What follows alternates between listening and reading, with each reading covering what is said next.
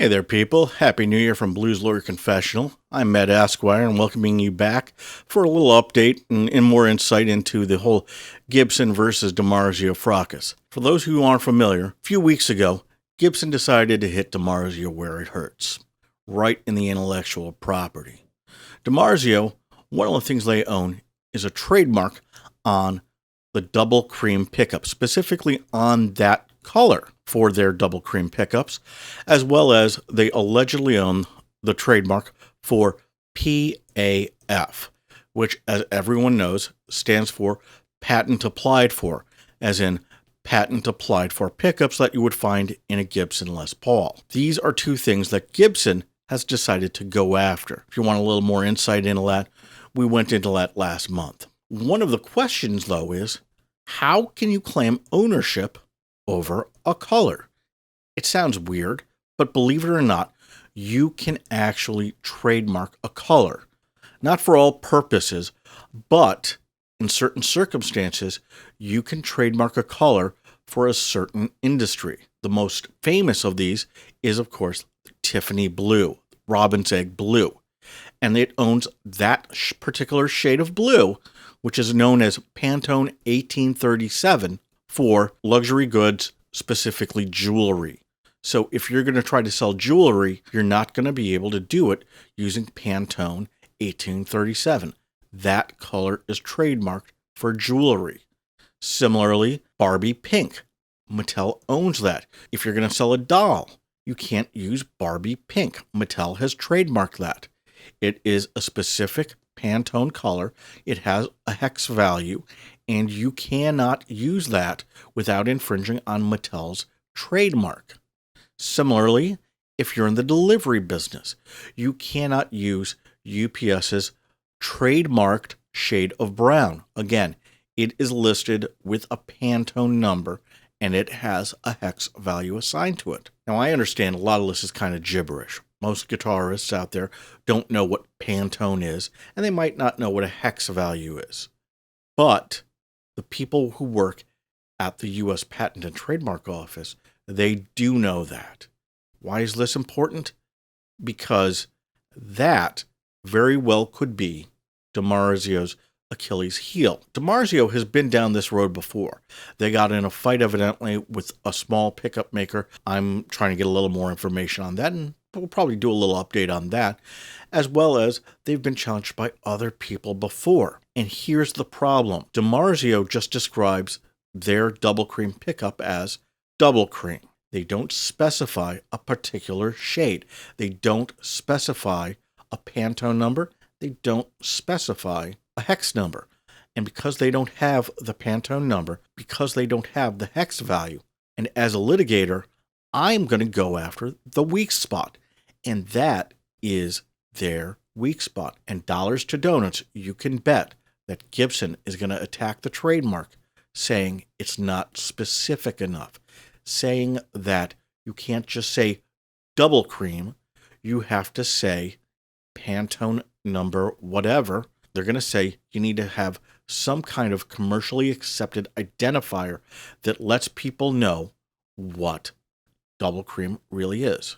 Based on what I've read, it doesn't look like DiMarzio is actually saying it. They're just saying it's a particular shade without specifying that particular shade. And if I was Gibson's lawyers, that's how I would say it. I'd say this is not a trademark that is specific enough to put people on notice that they can't use that shade. What's another problem with the trademark? Is it really recognizable by the public? If you go out and you're going to buy your wife or your husband or your kid or whomever a fancy piece of jewelry, if you go out and you get that Tiffany blue box, you better believe people know you went to Tiffany and Company. That is accepted and understood by the public. Similarly, if Amazon is sending you a package and you see that brown truck coming down the way, you know that's UPS. It is known by the general public. What about DiMarzio's double cream? When you see a guitar with white humbucker, do you instantly think DiMarzio? I might, or I might not. They already tried to do this fight on single coils, and they said, oh, actually, no. We don't own the cream color for single coils. We're only for humbuckers. Well, that's splitting hairs, and in fact, it might be splitting hairs to the point that even they say the public doesn't really recognize it. And I think that's another weak spot that Gibson can and very well may attack DiMarzio on, saying there isn't sufficient recognition by the public, the general public, to know that a double cream humbucker equals DiMarzio.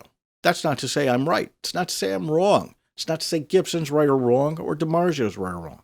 It's just to say, if I was litigating this, that's what I'd go after. Define known by the public.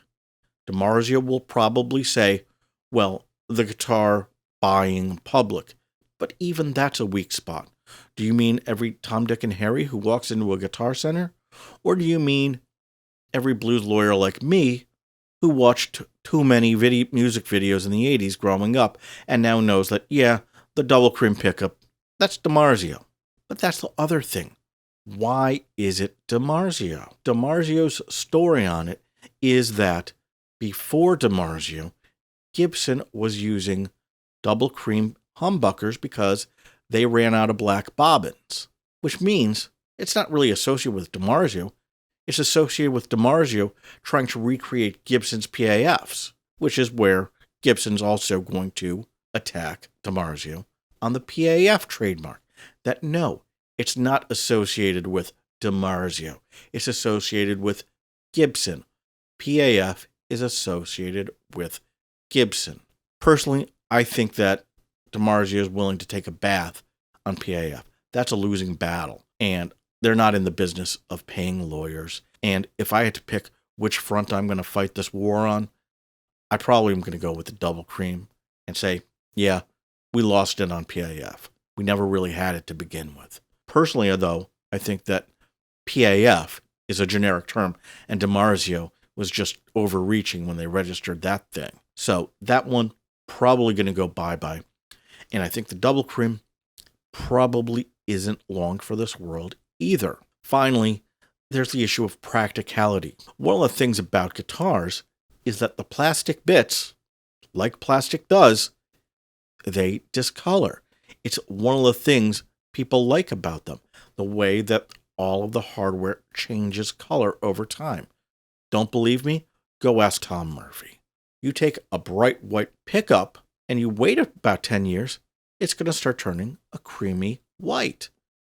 So if Gibson sells a pickup that out of the box is white, but slowly fades into a DiMarzio cream, is Gibson now infringing on DiMarzio's trademark color? How are you going to police that? What do you do there? All of these are arguments that are going to probably be made to the TTAB, the appeal board that decides who owns what trademarks or what can even be trademarked.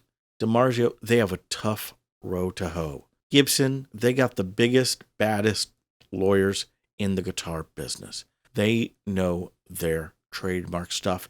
They're going to take it hard to DiMarzio. Larry DiMarzio is probably not going to have the double cream pickup all to himself for much longer. Of course, I could be wrong. Let me know in the comments. Do you think double cream as a descriptor is specific enough?